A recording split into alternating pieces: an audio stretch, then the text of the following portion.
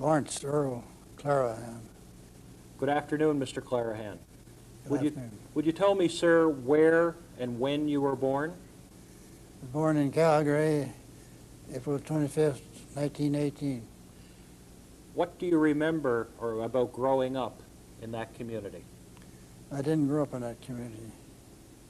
My dad and mother were farmers east of Calgary, a place called Langdon at that time. And in 1920, we moved to Olds. And of course, at 2-year-olds, you don't remember anything about Calgary or Langdon. Langdon was just, you're not familiar with that country. Langdon was only about 20 miles east of Calgary. And at that time, there was open range. You just turn your cattle out in the spring and pick them up in the fall. Free grass. And they used to roam into the North Hill there in Calgary. And my dad used to come in the fall of the year and round up his cattle on a place on the hill there that finally my sister had a home there. he used to herd cattle around there. Yeah, and then they moved to Olds in 1920. And what do you remember about Olson? Olds? Olds. Everything. Is that where you were brought up? Yeah. I was practically there all the time until 1939. Was your father farming or ranching there as well? Farming. Do you remember helping him around the farm? Oh, all the time. Yeah. How many brothers and sisters did you have? One brother, one sister. In the order of birth, where did you stand in the family? Right in the middle. Was your brother older than you? Yes. What do you remember about growing up during the Depression? How did it affect your family? Well, it was real tough times. I remember my dad getting hailed out or froze, hailed out 2 times, froze once, and the next 2 crops he got hailed out. And that was in the early 30s. And that's quite a blow to a farmer, besides the Depression. Because I went to a trade school in 1939 in Los Angeles, California. And it took me 4 years to collect enough money to go there. The tuition was $400. Now they talk about $4,000 at the university. And then I had to have enough money to live on. What do you remember about the schooling that you received at Olds? Well, I took grade 9 up to grade 9 in the country school, and then I went to high school in Olds. And after that, I furthered my education with a correspondence course during those 4 years, and went down to Los Angeles to that trade school for 1 year to finish off. When you finished school or high school, where did you work to raise money to go to Los Angeles? On the farm, and farmers around. How much would you make in a day as a farmer's helper? I remember driving horses for a neighbor, and I got $15 a month. Of course, I had lots to eat. Was your father a veteran of the First World War? No. Was there any member? He was an American citizen that moved up to Canada in about 1916. And while the war was already on there, he was kind of in between. He wasn't on the call up in the States or nothing. When you think back, Mr. Clarahan, to the late 1930s, were you as a young man aware of the political situation in Europe? Did you pay much attention to that? Not really, no. Do you remember what your reaction was when you heard that Canada was at war? Well, I assumed they would be at war because they were in the First World War. And I was studying down in Los Angeles, so I didn't pay much attention to it. When Canada declared war, did you think that it would have any effect on you? I didn't really size it up. Didn't seem to worry about it. How long did you stay in Los Angeles? Just 1 year. And what happened then? I came back to Canada and I went to work as a machinist in a munition factory at Ogden, which is just outside of Calgary. And do you remember what you did there? I was a machinist. Okay. Yep. And how long were you there? Until I joined the Air Force. And that was in December 42. Why did you decide to join the Air Force?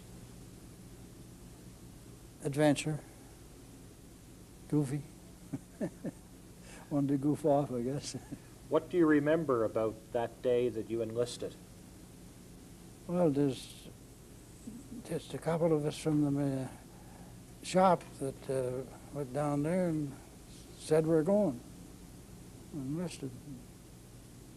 They soon shipped us off to the mining depot. What was the reaction of your family when you told them that you were going to enlist in the Air Force?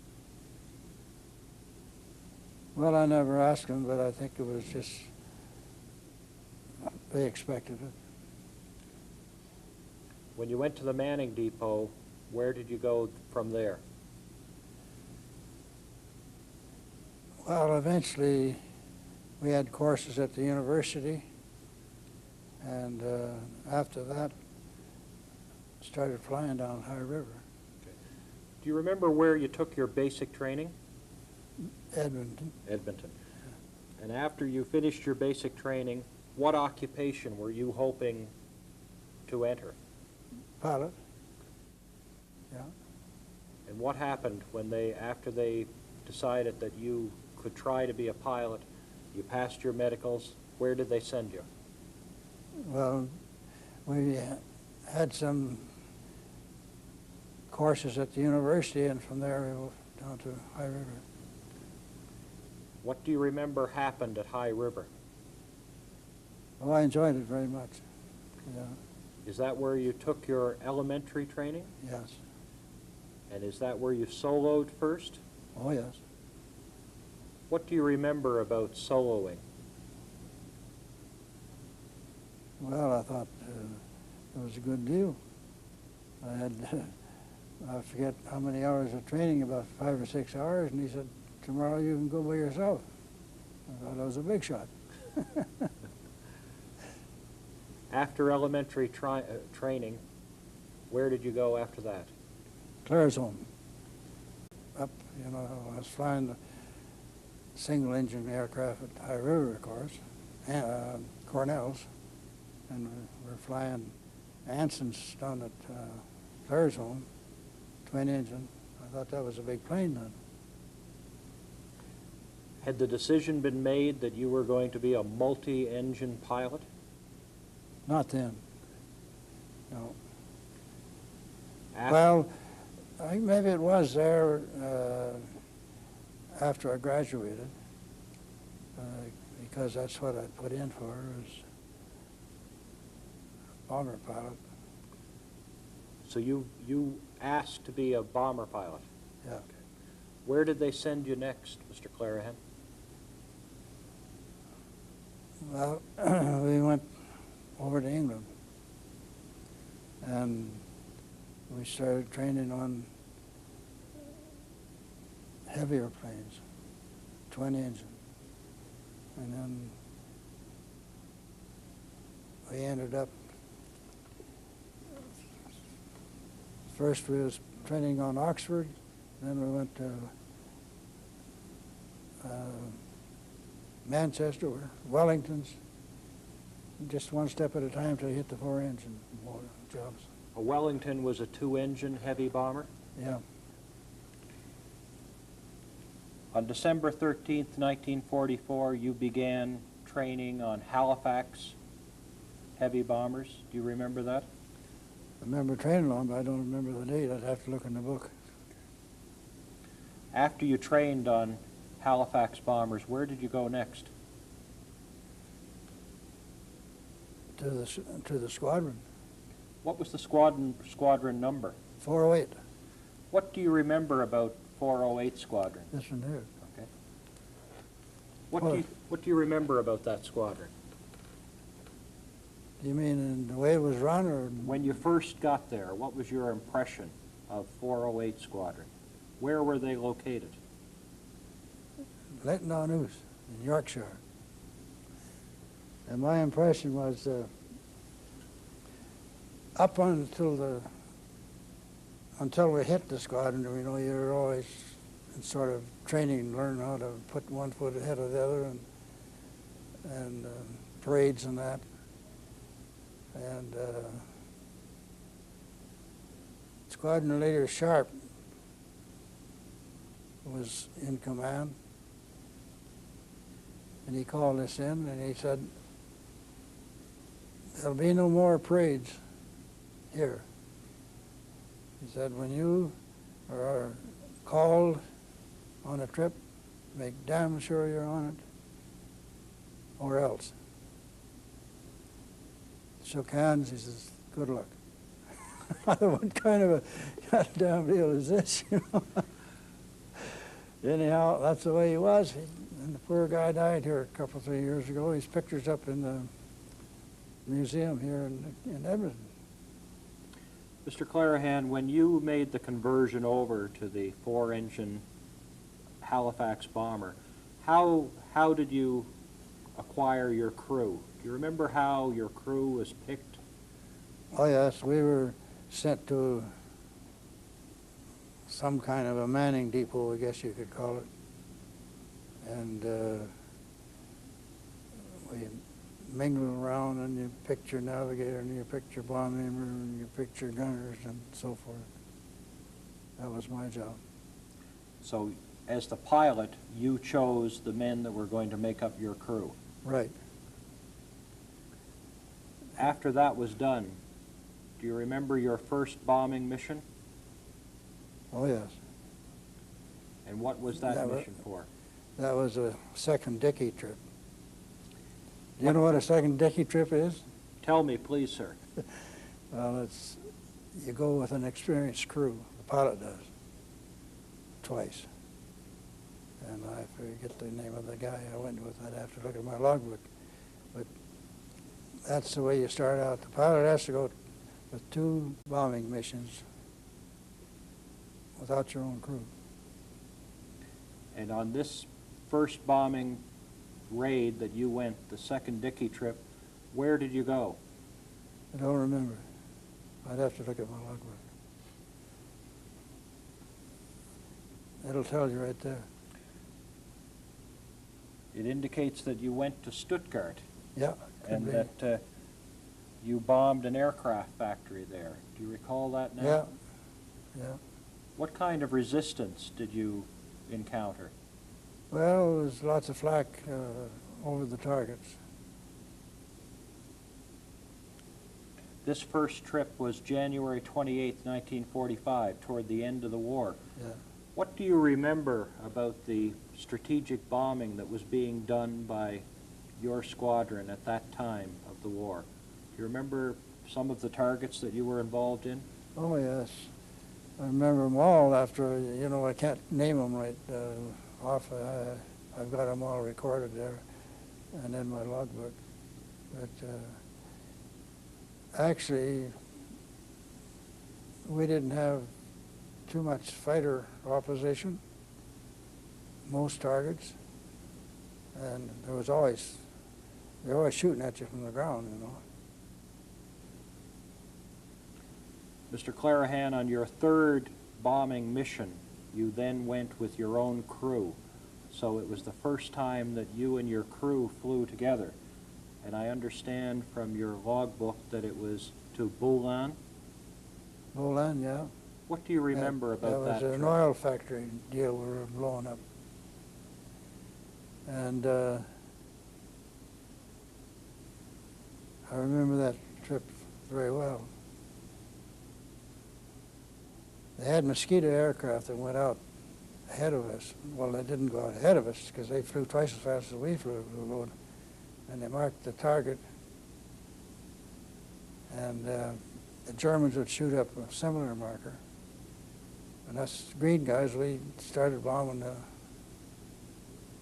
similar target, which was the wrong one. And the bomb aimer and I decided when we just about got to it that it was the wrong target. And so we turned around and headed to the other one.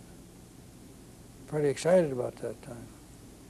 So the bombers are flying this way, and we were going this way, through them, just a few miles ahead of the target.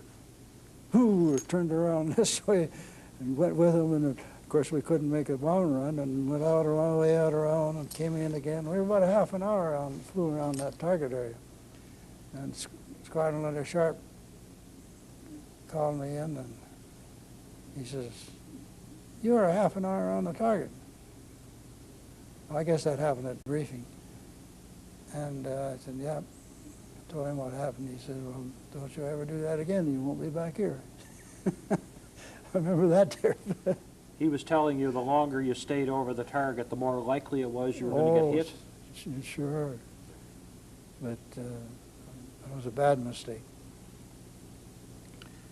On your fourth bombing mission, you made it on February 14th to Chemnitz. Yeah, another oil deal. What do you remember about that raid? Oh, just pretty well routine. The fifth operation was a daylight raid on Wessel.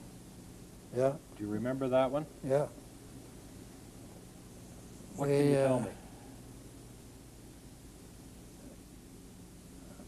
I think that was the one that,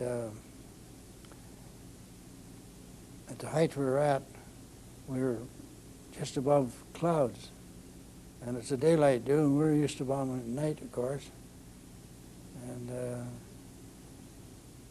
you feel like a sitting duck sitting there, you know. And the flak was coming up just above the clouds, and bursting. So I picked a nice runway through where the most active gunners on the ground weren't shooting. Yeah. I forget what we bombed there. I think it was a railway yard, according to Yeah, your the log. railroad yard. On your sixth trip, you made a night raid on Chemnitz again. Yeah. And during that, the note is that you lost 14 aircraft. Do you remember that raid? On Chemnitz, well, we came back, and as far as we didn't know anything about the 14 that were lost until, you know, the next day. So I guess we were one of the lucky ones. What do you remember about the effect on the morale when you looked around and realized that your losses were that heavy? Well, of course, that 14 was spread among all the 6th group. And I don't know, we were a pretty happy bunch of boys. We just take it in our stride.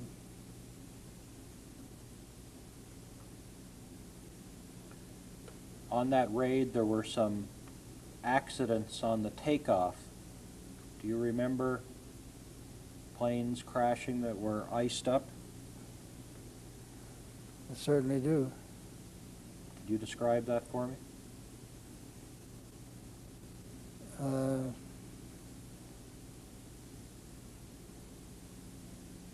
We go around to the takeoff point with our bomber, and of course, we didn't know at the time, but at the briefing, the navigation officer gave us the wrong information. And while we're sitting there checking our engines for the last time, two bombers came down at the far end of the runway, and there was a big explosion over to the left of us, and I was wondering what the heck was going on. Didn't think there'd be any Jerrys out there shooting us down or nothing, but anyhow I flew out over below the cloud, over the old Roman city of York, and there was a bomber went in there, and then we climbed up to our bombing height out over the North Sea. And what was happening was in those clouds, there was icing, and there was 10,000 feet of it. And the instruction was to climb straight ahead to the 10,000 feet. And of course, you know how an Army and an Air Force and all those services work. Instead of somebody jumping in a little plane and flying up there to see if it was icing, they sent all those bombers heavily loaded, just, well, you know, there's 65,000 pounds in those things, 32.5 tons. And it would have been very simple. If there was icing, they would have canceled the outfit, but they listened to the med officer, and I don't know how many came down by icing and how many was accidents, but mainly icing was the problem. During that raid, you were attacked by German night fighters, Yes, I think so.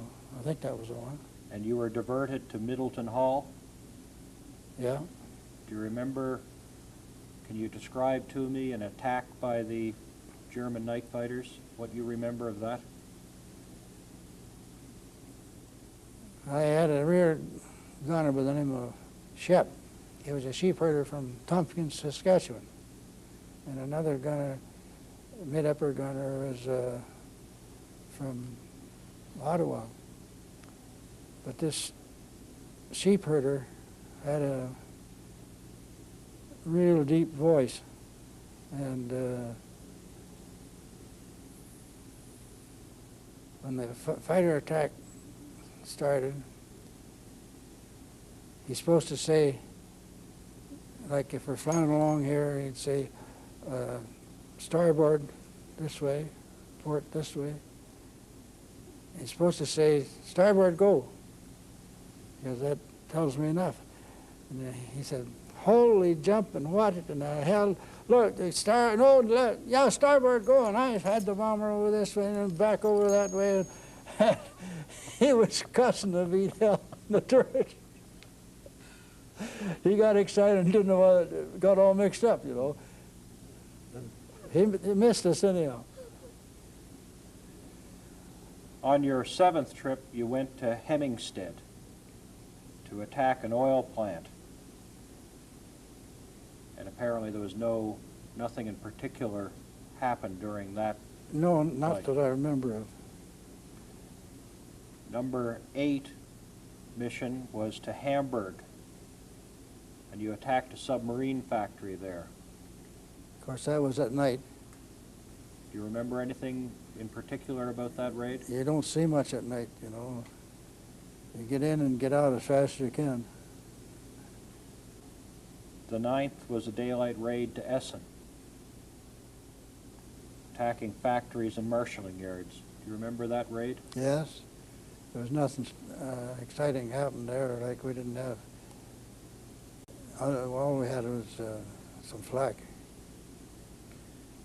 The next number of raids, Mr. Clarahan, were to Dortmund, Zweibrücken, Hagen, Munster, Hamburg, Harburg. What do you remember about the 15th trip, a night raid to Harburg, attacking an oil plant? We attacked lots of oil plants. There was nothing special about that, and there was one raid there where the gunner said they got a fighter. Maybe that was it. This next one was a night raid to Hamburg, attacking a submarine pens. You don't indicate anything special about that one. Number 17, a daylight raid to Leipzig. Oh, And yeah. you were the starboard gaggle leader. What do you remember about that? Well, you know how you've heard how they fly a gaggle formation, eh? Can you describe that for me, please? Well, you fly like a bunch of ducks or geese. You have a leader and a port and starboard in formation, and the rest of the bombers are strung out behind you, probably a quarter of a mile wide, a half a mile long, and from 16,000 feet to 20,000 feet. Pardon me. Yes, we were a little ways from the target, and the leader was having trouble with his navigation. He broke radio silence and said that to me, and I checked with my navigator, and we were supposedly dead on. So I told him we'd take over if he wanted, and so we did. We took over and let him in over the target.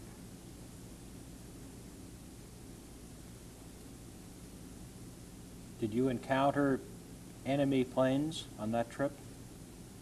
And that was a pretty deep penetration trip, Leipzig. And yes, it was, I believe that's the first time we saw jet fighters the Germans had. Just zing. We didn't even get close to him. He didn't get close to us. Maybe he was just training it. But that thing could go straight up. Did you have any fighter escorts with you on that trip? We had American Mustangs, I think it was. And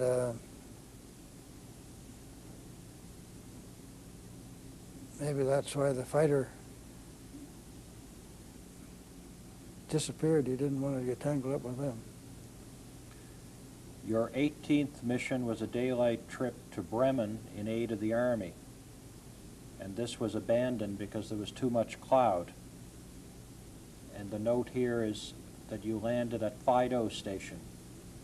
We attempted to.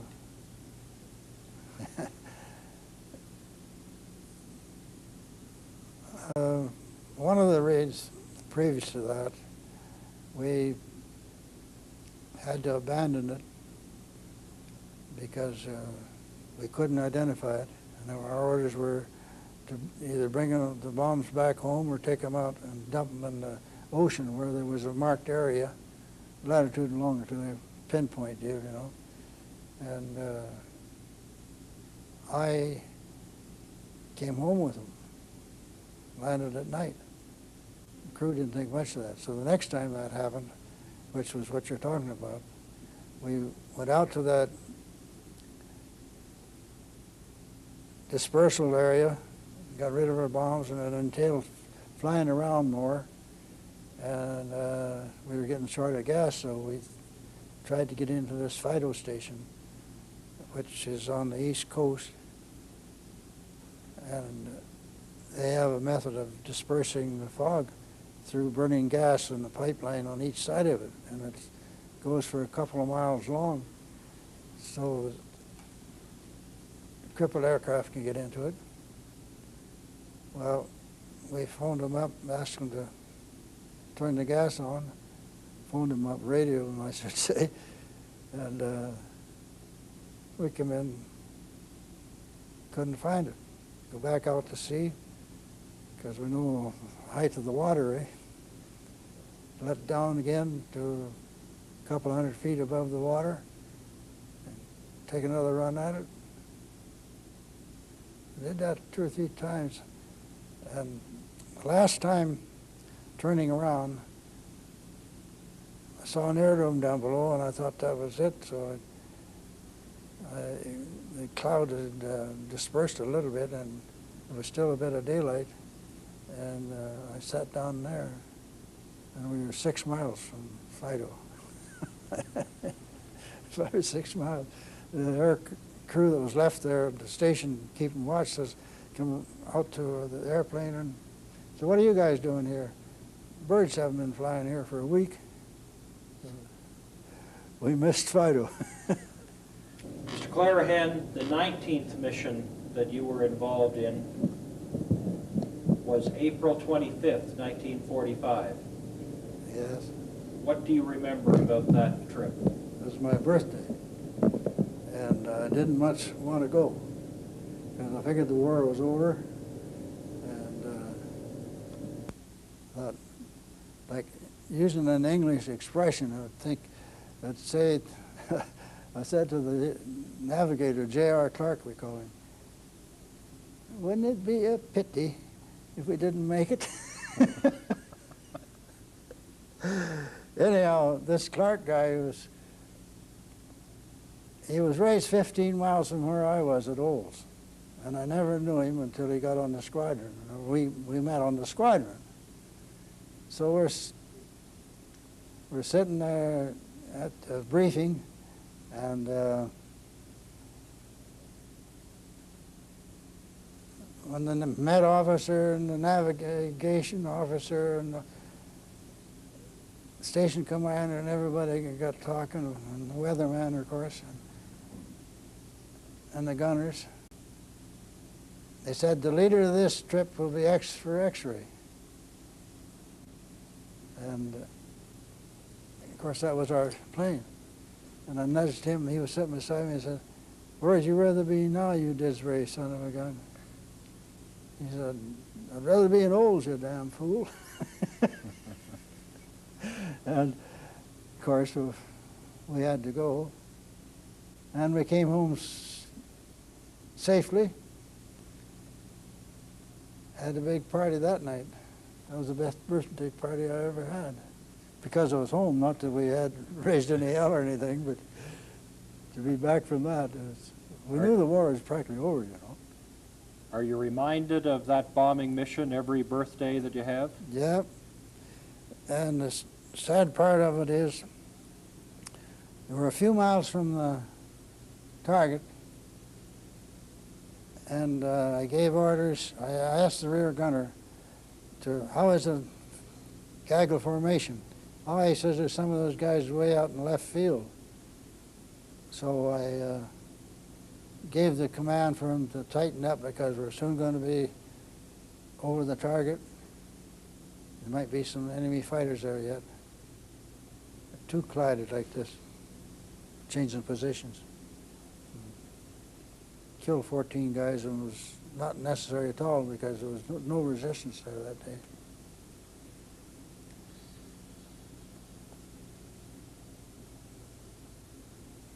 Yeah, down into the cold sea. You didn't fly again in a mission before the end of the war. That was the last mission that you flew. Are you aware of any other bombing missions that No. 6 Bomber Group took part in after April 25th, 1945? No, I'm sure there was none. So as far as you're concerned, or as far as you know, this was the last bombing mission and you led it? It was, yes, and it was a perfectly clear day. And of course we were down, we're used to bombing mostly at night in about 16 to 20, sometimes 24,000 feet. And you could see for miles. Of course, I couldn't see because I was going in over the target first. There was no bombs exploding or nothing, but my gunners could. And the only thing that they saw was those two that went down after I gave that command to tighten up the formation. And a little story I must tell you is just this spring, I think it was sometime in February, As I say, I was a machinery dealer out at Westlock. And there was a chap by the name of Louis Paquette. And I came to Westlock in '54. And shortly after that, I got to know him a little bit. I sold him some machinery, and I remember a few deals with him. I never knew he was in the Air Force. And around Christmas time, I learned that he had been in the Air Force. So I asked him at one of our Legion dues, what unit was it? Oh, he says, I was with the Alouette Squadron. And that was only 5-6 miles from where I was anchored. And what was your trade? Oh, he says, I was a bomber pilot. Oh, were you? I said, you didn't happen to go to Wangarooge, did you? Oh, yes. He said, that's the last trip of the war. Just like that. So he's another guy that thinks the same. And that was the mission, the operation you led? Yes. And, well, I never found anybody that could tell me there was another trip. So I was in hopes I'd find out for sure today, but I guess I'm on the wrong trail. On the 8th of May, 1945, the war was declared to be over. What do you remember as being your reaction when you heard that Germany had surrendered? Well, I was happy. You bet. I'm glad to be through with that. Because, you know, the statistics on Bomber Command, see, we had to make 30 trips before I retired for a little while. And there was 2 squadrons on one station. That involved a lot of men, you know, and a lot of aircraft. But we always sent at least 30 planes from our station, Linton News. And every time, if they missed one time that somebody didn't come home, the next time there was a couple didn't come home, and you had to make 30, what was your percentage, you know?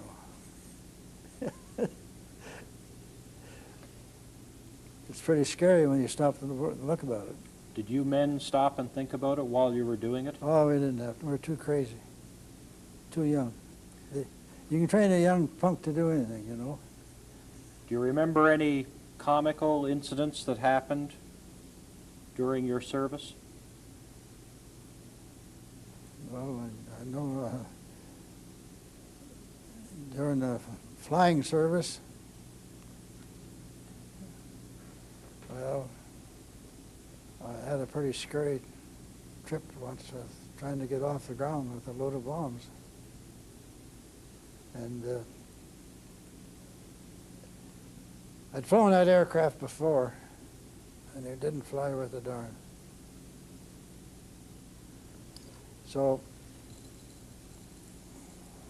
I forget where we were going, but anyhow,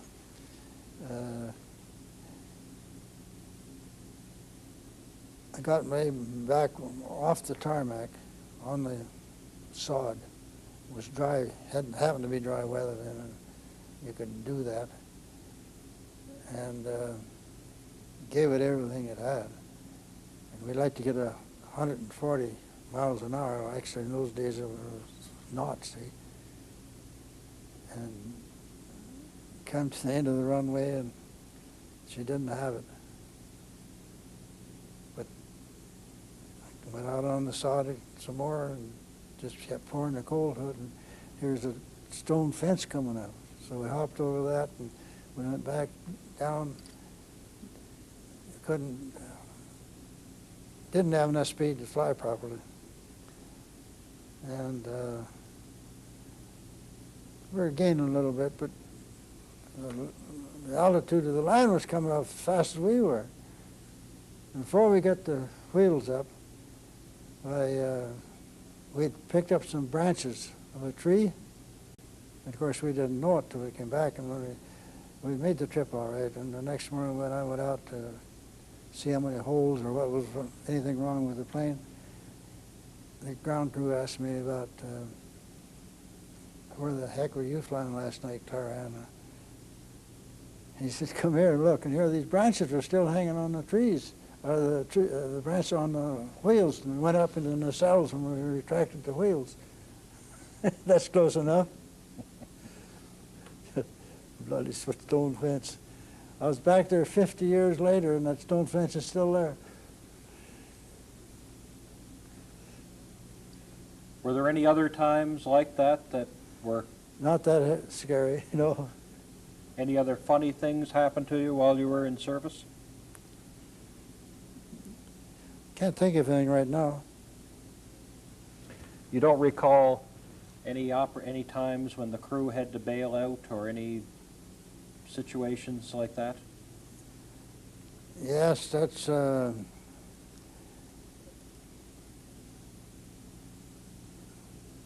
was happened that night. We were trying to find Fido, I guess.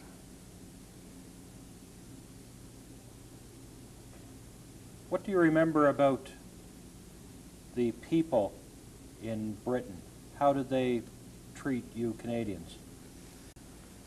Right where we were, 100%.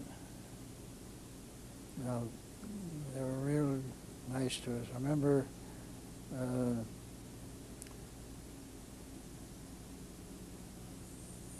in the pub that we used to go to in Harrogate, there was a gentleman and his wife, gentleman Englishman I called him, always sat over in the corner.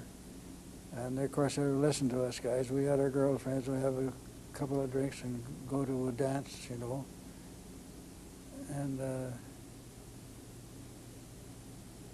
they announced on the radio that our squadron, we were about 20 miles from Harrogate to our station, and they had heard the radio that we were flying away the next morning. And this old gent came over and talking to me, and he says, you know, Ma heard that on the radio. And I looked over there and here the big tears are coming down their cheeks. He says, Ma, what are you crying for? Oh, she says, they were such nice boys.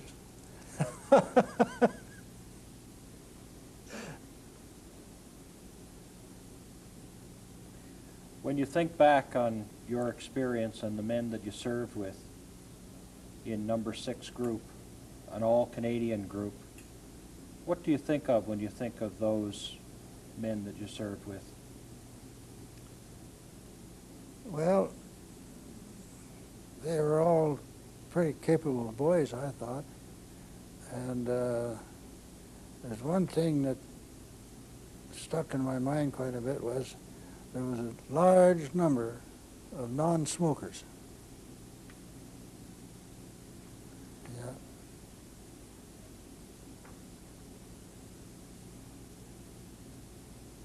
What do you remember as the morale of those men? What was their spirit like?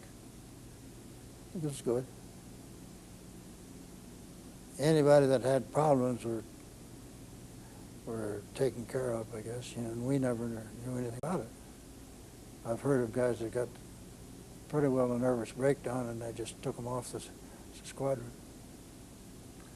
When you look back with the advantage of 50-plus years on your service during World War II, when you look back on the strategic bombing that you men were doing, there are some latter-day theorists that question the value of the strategic bombing that was done. What's your opinion?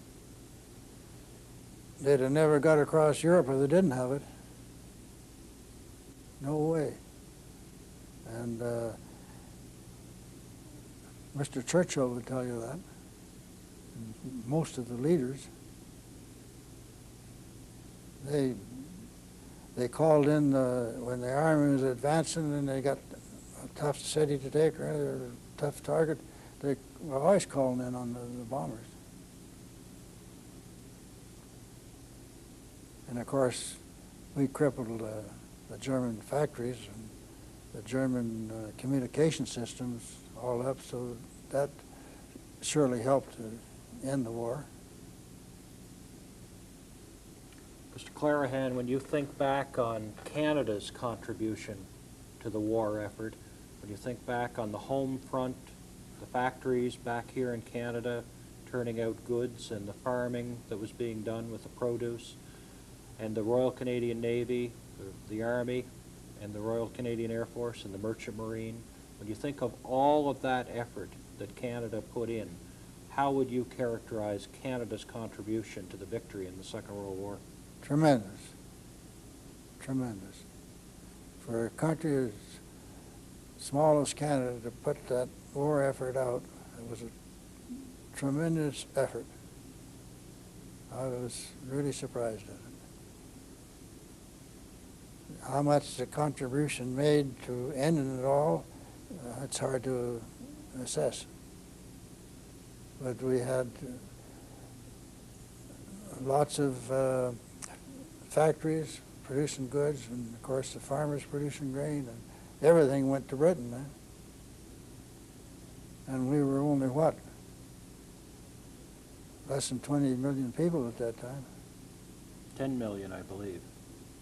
10 or 12 million, yeah, that's right. Yeah.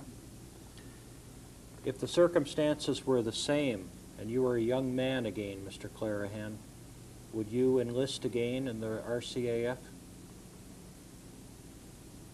Well, I imagine I would, yes. There's some bitter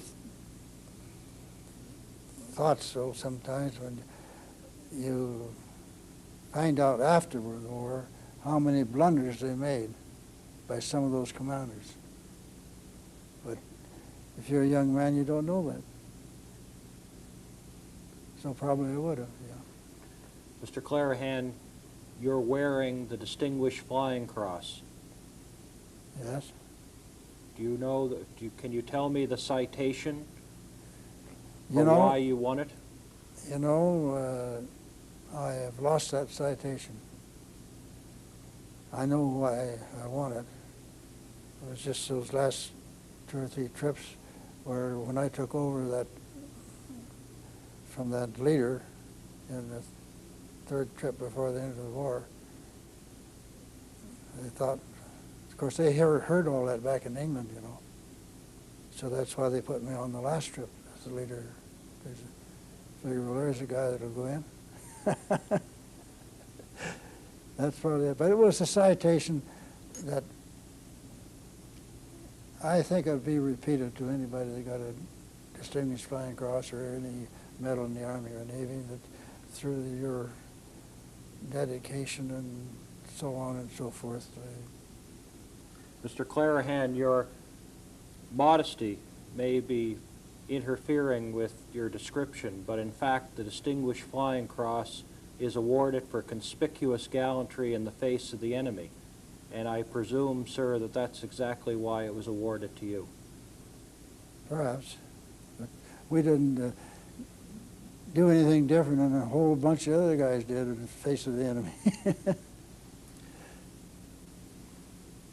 If you had the opportunity of speaking to young Canadians of this generation or future generations about duty and patriotism, what would you say to them? Well, the first thing I'm thinking of, how many of them would listen? The things that goes on in our schools and around Canada, the United States, I don't think anybody paying attention to you. Is it important to you, Mr. Clarahan, that they understand and appreciate what you men went through? Do you think it's important? Yes. But how do you get the message to them if they won't listen? They don't understand and they don't care. Yeah. Mr. Clarahan, in your time, you and men of your generation were tested and came through. I want you to know, sir, it's been a great honor and privilege to have spoken with you this afternoon. I want you to know that we appreciate very much your service to Canada in the Second World War, and we appreciate very much this service today. Thank you very much. Well, thank you. That's kind of you.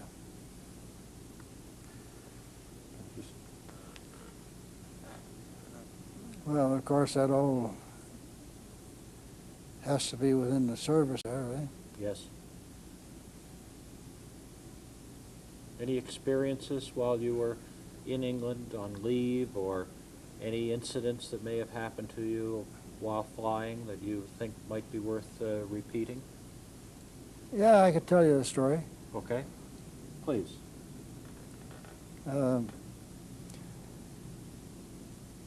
Of course, we were in Harrogate visiting our girlfriends the night before we flew to Canada, and we were going to fly to the Azores Islands. And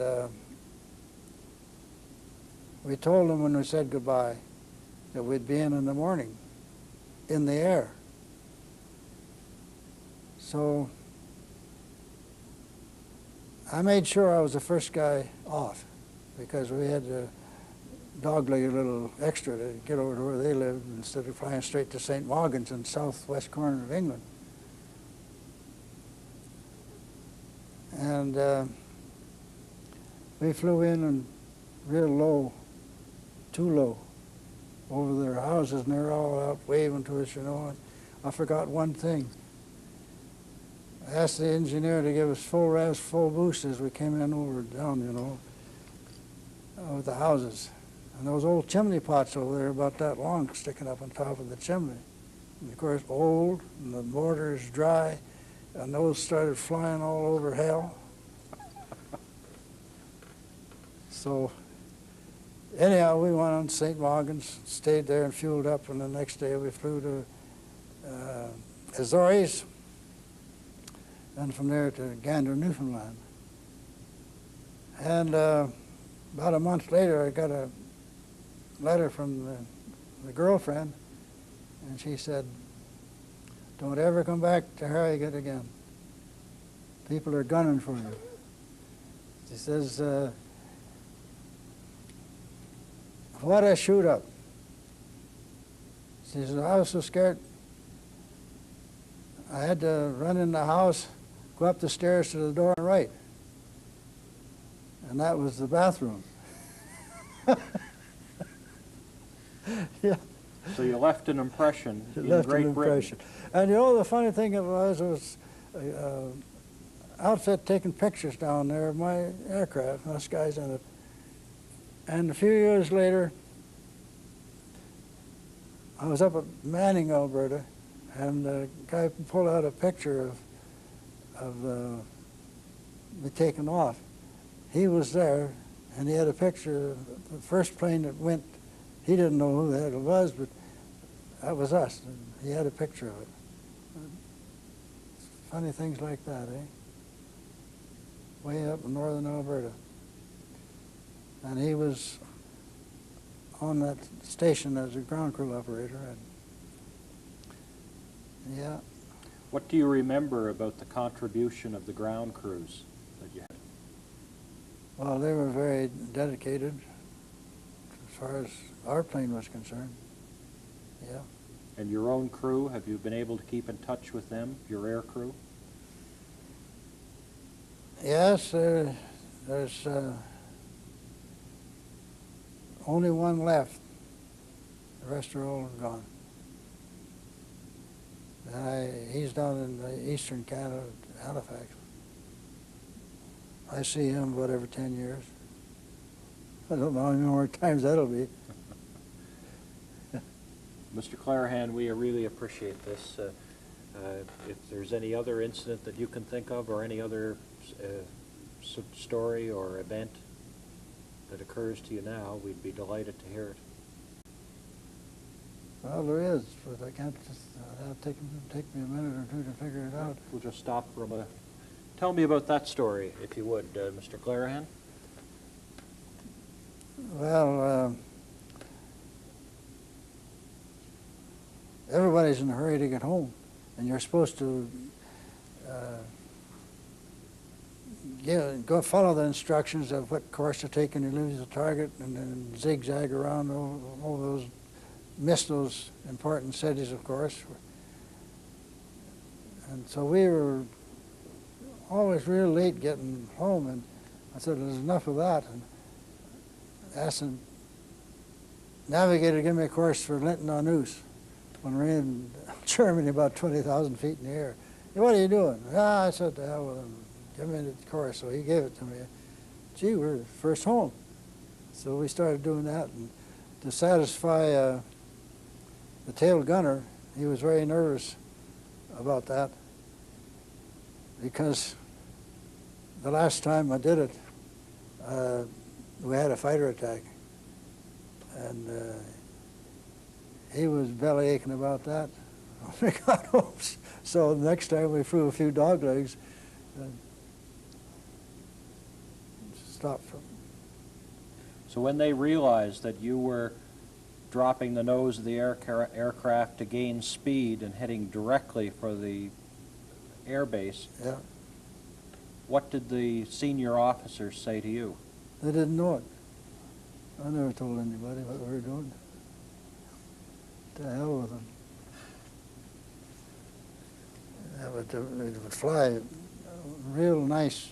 Well, you know, not compared to what they do today, but you'd gain a few miles per hour because you were letting down gently.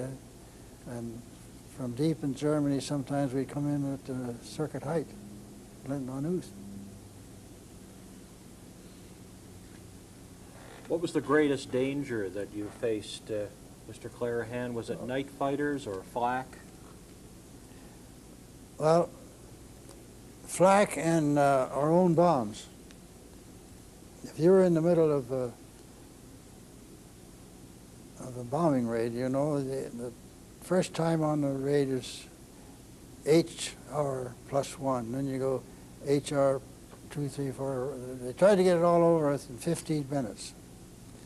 And if you're in the middle of that, and there's bombers all over hell, there's a lot of danger of flying into the trajectory of the bomb.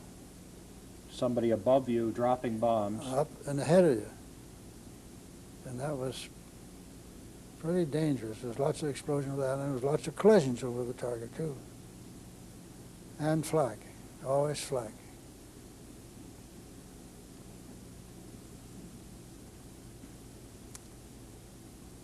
Yeah.